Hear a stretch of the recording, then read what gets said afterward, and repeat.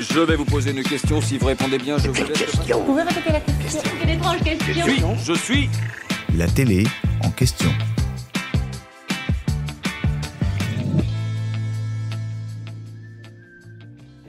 Une enquêtrice un brin fantasque, des situations cocasses et une bonne dose d'humour, c'est la recette du succès de Candice Renoir. Lancée en avril 2013, la série portée par Cécile Bois n'en finit plus depuis de faire les beaux jours, et surtout les belles audiences, de France 2, diffuseur de cette comédie policière détonnante. La série narre les aventures et les enquêtes hautes en couleur d'une commandante de police qui tente tant bien que mal de concilier sa vie de mère de famille de 4 enfants avec son travail et ses collègues pas toujours simples à gérer.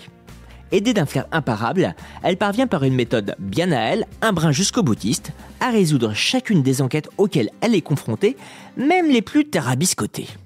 Par ailleurs, jouant à fond la carte de la comédie savoureuse loin de la série policière sombre, la fiction est aussi souvent l'occasion de nous faire sourire grâce aux aventures amoureuses, souvent rocambolesques, de Candice Renoir, notamment avec Antoine alias Raphaël Langlais.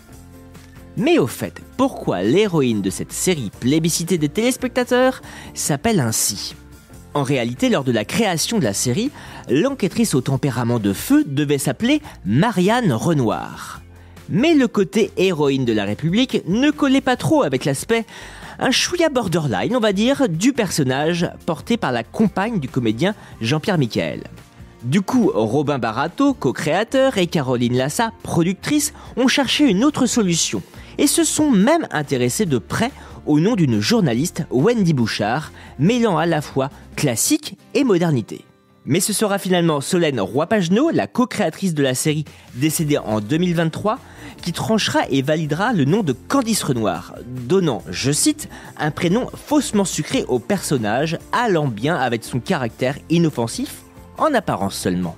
En 2022, après 94 épisodes, la décision est prise de stopper la série. Un choc pour les fans qui ne feront pourtant pas leurs adieux à leur héroïne fétiche.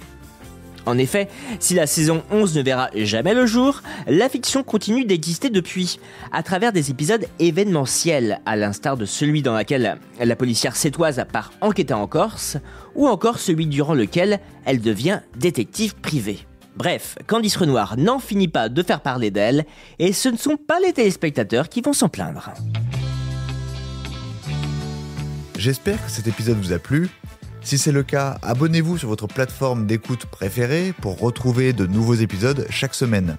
Et si vous en voulez plus, découvrez aussi le ciné en question et les séries en question sur les plateformes d'écoute et téléloisirs.fr. À bientôt.